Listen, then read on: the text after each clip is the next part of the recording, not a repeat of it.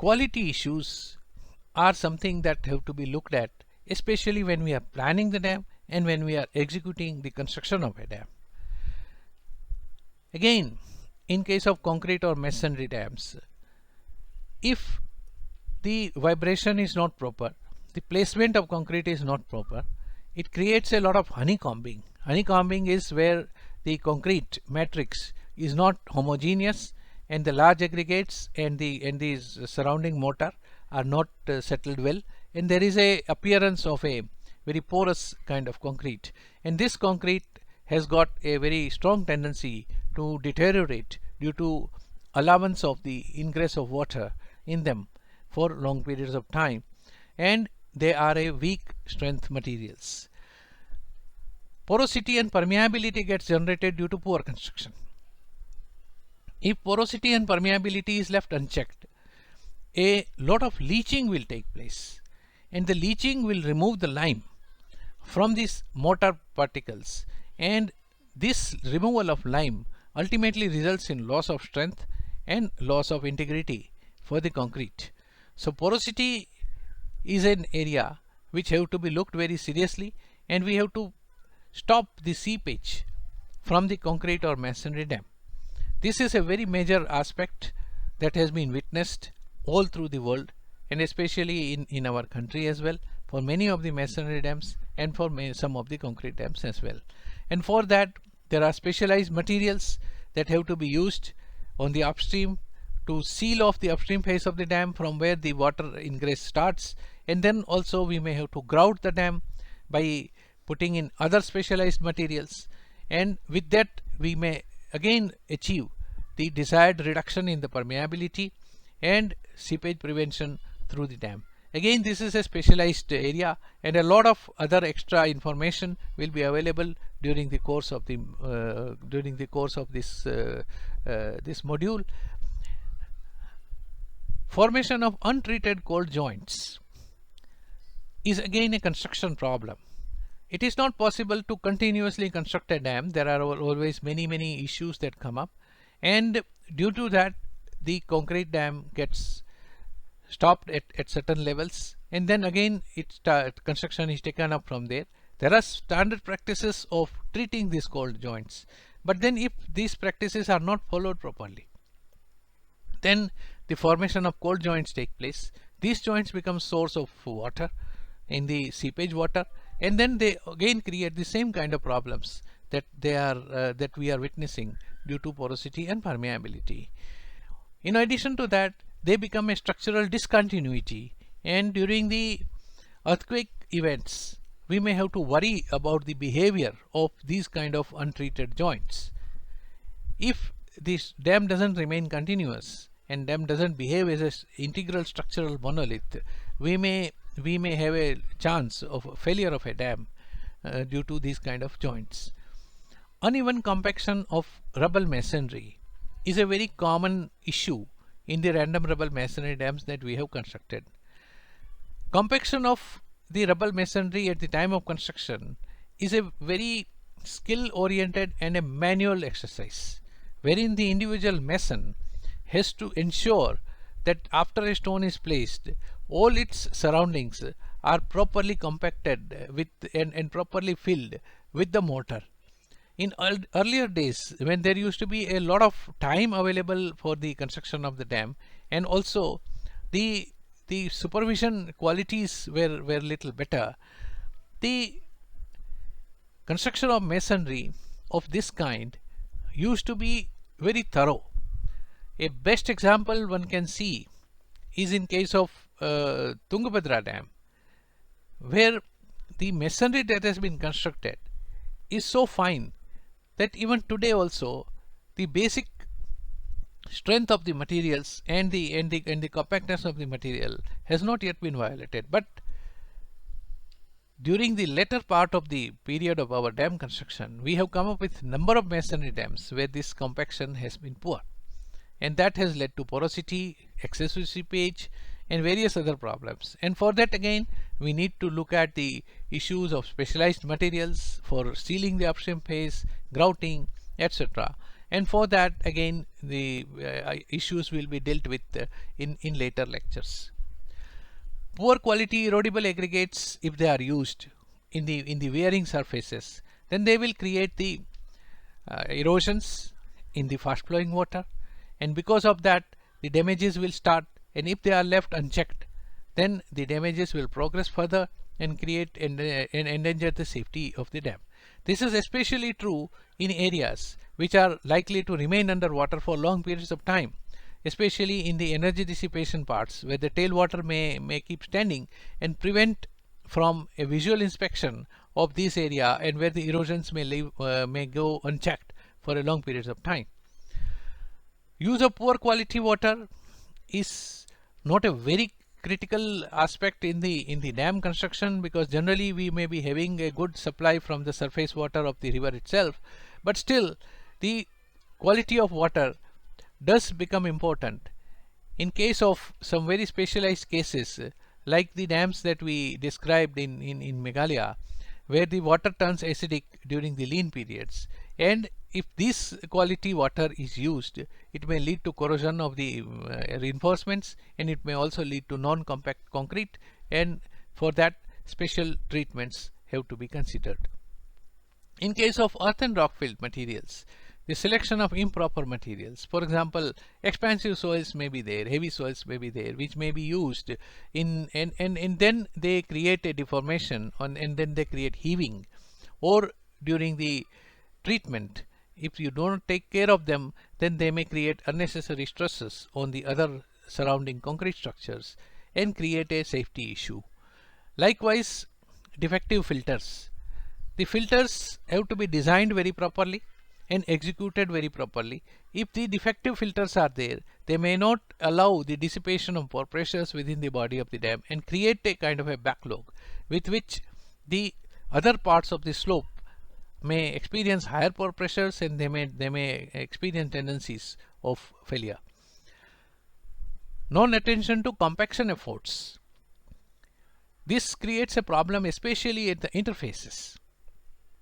When you have a concrete structure and an earthen structure interface, the interface becomes very critical, and these interfaces do occur in an earthen rock-filled dam where there is a spillway located either in the center of the valley or even on the one of the sides, but then one of the side of the spillway has to have a large height earth fill which will be abutting against the retaining wall, and at these places if the compaction is not proper, with the action of water and with the time, the soil will the clay or the other material may settle differently, and when they settle differently they may create cracking, and this cracking can then create a problem of seepage paths and failure in the ultimate kind of a situation. So compaction efforts are required to be monitored, and even after the dam is constructed for quite some time we need to monitor the various parameters at these interfaces in order to see that such a situation is not developing. Improper formation of slopes, where we do not analyze the slopes in a proper fashion, and we create a dam where the compaction is not been attended to properly, so the adequate strength does not get developed in the material, and the slope is compared to that kind of a strength is much steeper, and that may lead to failures, and those failures are many times very, very catastrophic. So apart from this, the lack of provisions of internal and external drainages are also noticed many times in case of small earth and rock-filled dams.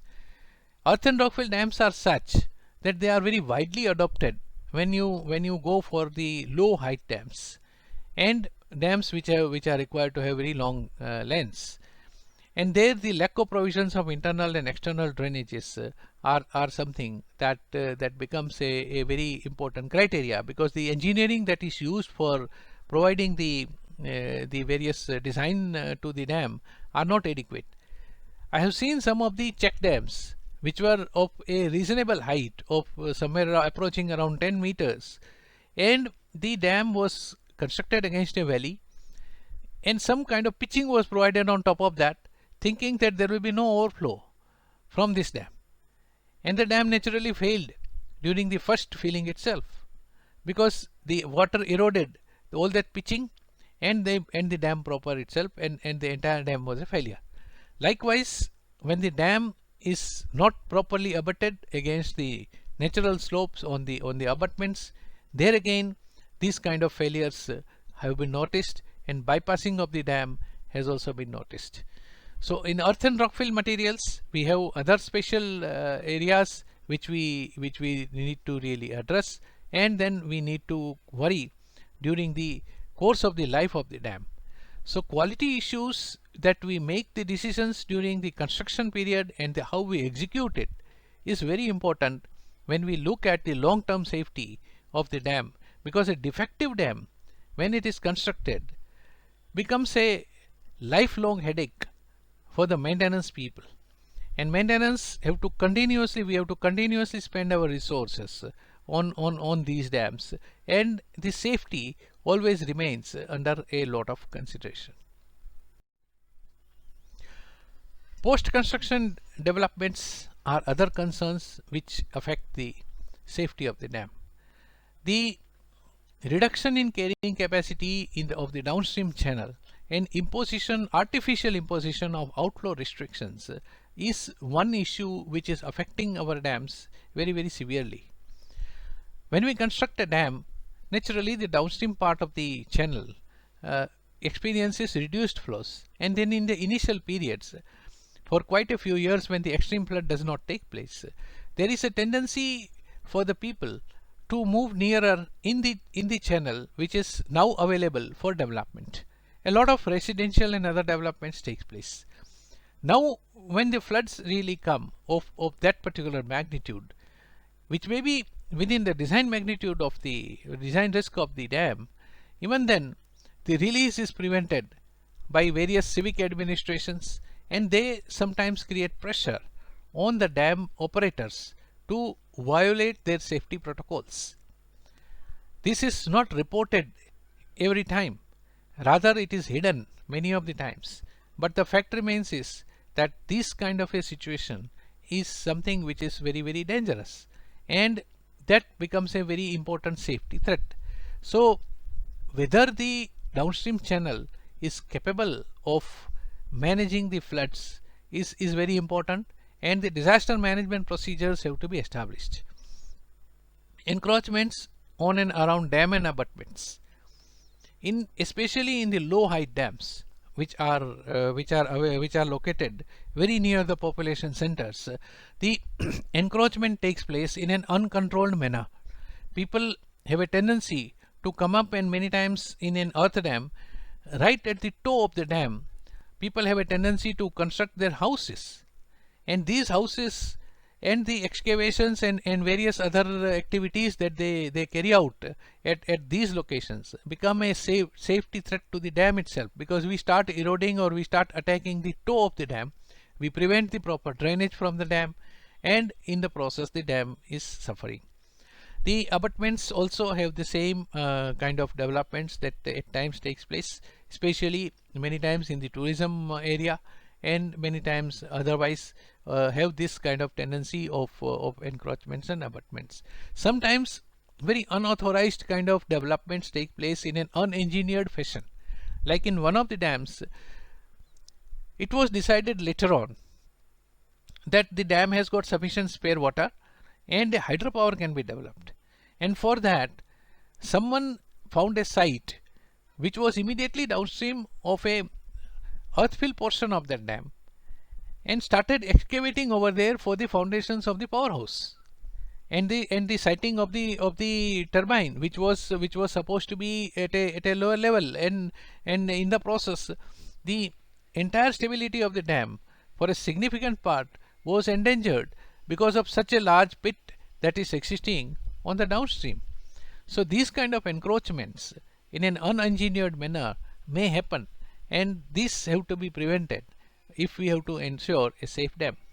Lack of maintenance funding and postponements of emergent requirements are very common areas in which, because of the lack of funding, and because of the lack of attention of the maintenance, the issues may develop. For example, in case of the earth and rockfill dams, if you do not maintain the earth and rockfill properly, then the gullying erosion takes place, especially in the earthen slopes, and because of the gullying erosion, effective slope gets reduced and the dam has a very strong tendency to fail. Lack of regular surveillance, reporting and priority allocation. This is a very common phenomena as the dam height reduces. For the larger dams, there are always dedicated staff that is posted there, and they have a tendency to look at the status of the dam and report if there are any unusual phenomena. However, for small dams, there may not be even a regular operator. In one of the dams, which was for a minor irrigation project, we could find that there was no regular operator. There was only one person in the nearby village who was authorized for opening the canal outlet from time to time. And villagers will decide that when this canal outlet needs to be opened, and they will come and open it. Otherwise, nobody was looking at the dam. Now, this kind of loss of regular surveillance can lead to the tendency of all the other previous problems that were there, and the dam safety is under extreme danger. And then, because they are very small structures, nobody is speaking for them, the priority allocation also suffers, and the dam safety comes under question. Lack of capacities and facilities. Again, the same situation for smaller dams. The capacities are limited with the available personnel, and those personnel do not have adequate information or adequate knowledge to notice various phenomena, and sometimes the facilities for approaching the dam in an extreme event occurrence is also not there, and this leads to a big problem of the question on the safety of the dam under extreme situations. So post-construction developments also play a very important role for the. Now, at the project level, when we have to carry out the dam safety assurance, then how we go about that? There are various steps that we need to look at. They are classified in various manners by various management principles, and different country guidelines provide them in a different manner. But these are the basic ingredients. The one is the assurance of the availability of basic facilities, which are essential for normal operations of a dam under any circumstances, any extreme circumstances. There are certain issues which needs to be ensured, and these are called basic facilities. Inspection and evaluation programs. Each dam has to be inspected at a regular interval, and while inspecting, there has to be some special care that has to be taken for reporting and recording those observations and then following up on those observations. Next important point is the real-time data collection and informed decision-making processes. This is very true especially for flood management through the dams. Handling the floods is a very tricky phenomena. If the dam operators do not have proper advice about the likelihood of a particular event happening, then they may not act in a manner which is consistent with that occurrence, and may have a tendency to lose the dam and even create a catastrophic failure. One of the failures in our country, for example, Machu Dam failure, had a component of these issues also in the failure, and we can see the consequences that happened because of that. So the implementation of real-time data collection for the behavior of the dam, as well as for the inflow and input parameters of natural phenomena to the dam, is very important, and this needs to be very seriously looked at, especially for larger dams, and especially for such dams where we may have an unacceptable flood risk, but we have not been able to provide any structural measure for alleviating that risk. Implementation of remedial works is another major aspect which the project level dam safety assurance have to monitor and manage, and for that there are specialized technologies, there are specialized approaches, specialized analysis, and all these areas are going to be discussed in this course in great detail.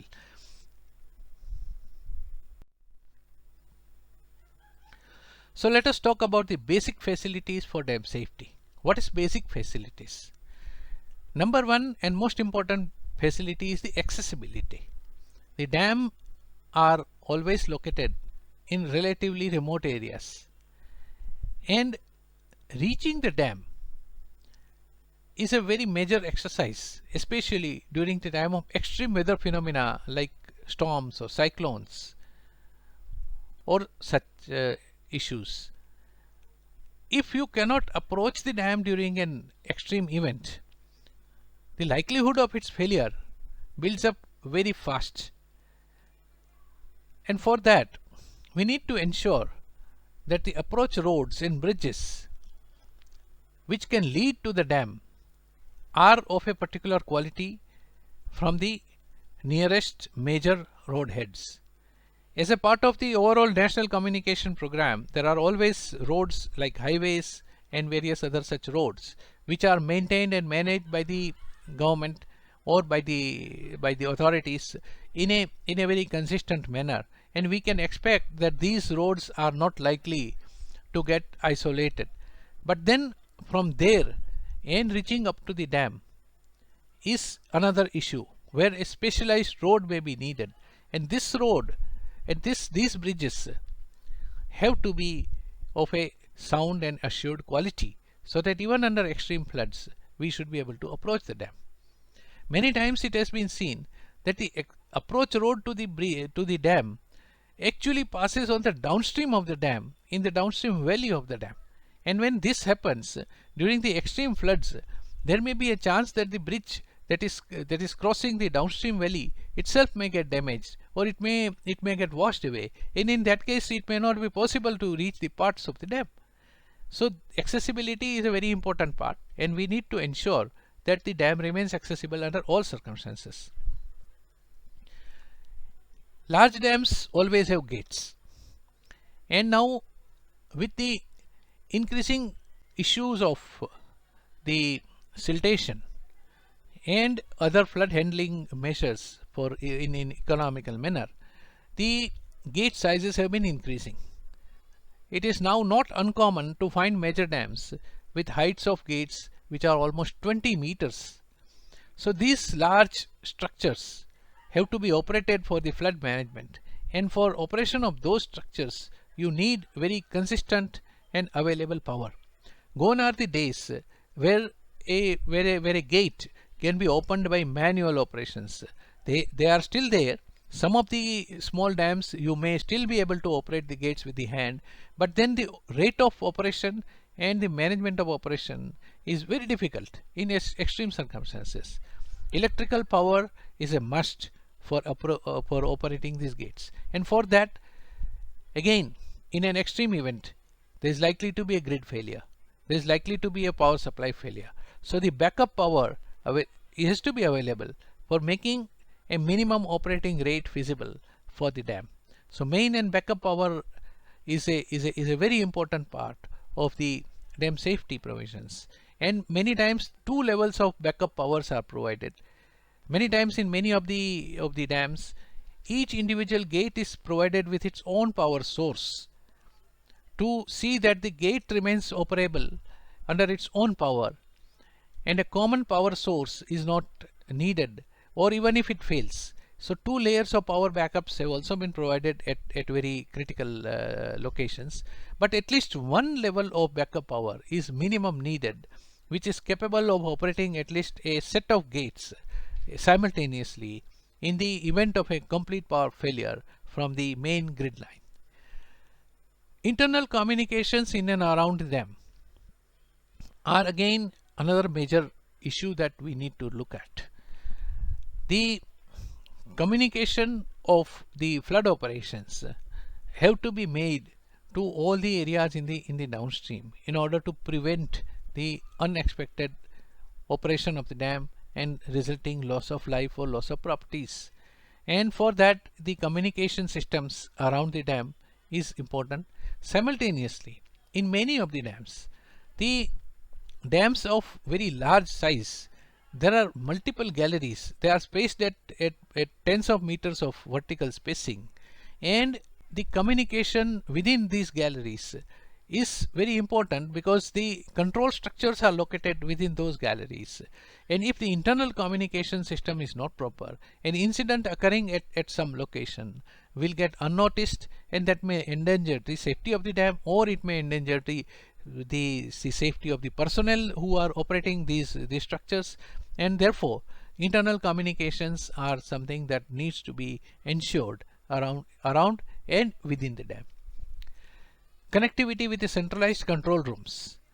There is always a tendency for conserving water that there will be a centralized decision making, especially for the dams in a cascade, to be operated in a particular manner.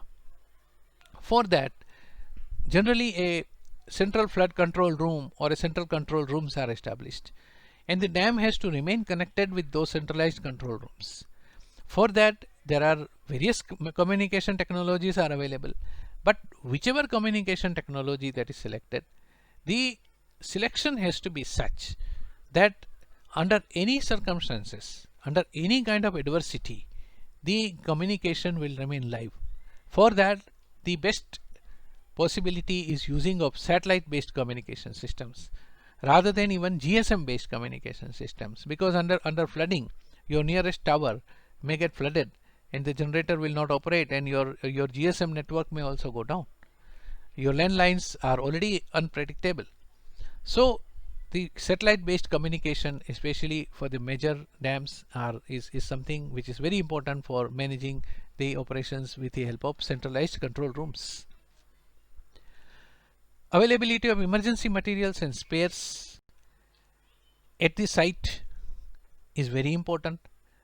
If you do not have adequate emergency materials, in the event of some unexpected occurrence of uncontrolled rise of the reservoir because of some reason, if the emergency materials are available, then those materials will be able to hold the day for some period of time and save the dam from a complete failure. Similar is the case with the gates and with the various other structures where the spares are of great importance. Sometimes a very simple thing like a control panel or a fuse gets blown up, and if you don't have that, the entire mechanism goes out of operation, and then the dam itself gets endangered. Shelters and housing for manning and control structures is another very crucial aspect. Under extreme circumstances, if the personnel who are to operate the dam are not able to provide, are not provided with a stable and a safe control shelters, then the tendency will be to run away during these extreme events. And when there will be no person, there will be hardly any safety assurance. Capacities of the personnel at site. The persons at site have to be aware about the characteristics of the dam, the parameters within which the dam is required to be operated, and they should be able to take some decision on their feet, even in the event that the centralized control room may not be able to provide them with an immediate advice.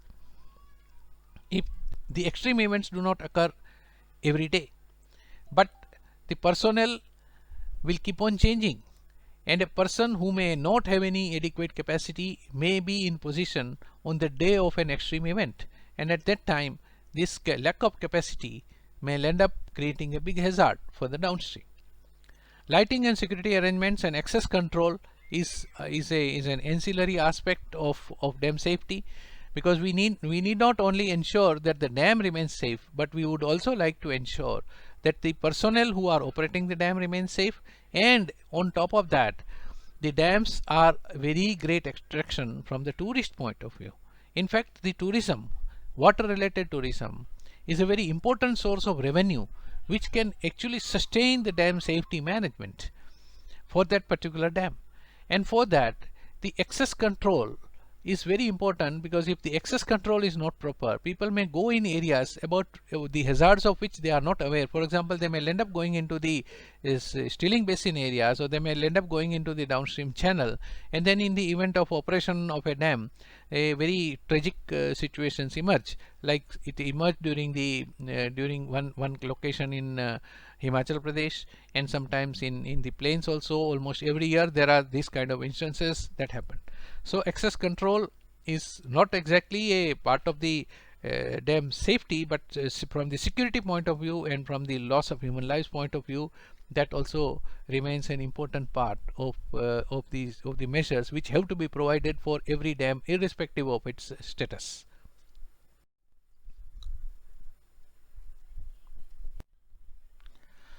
Inspection program is another ingredient of dam safety management.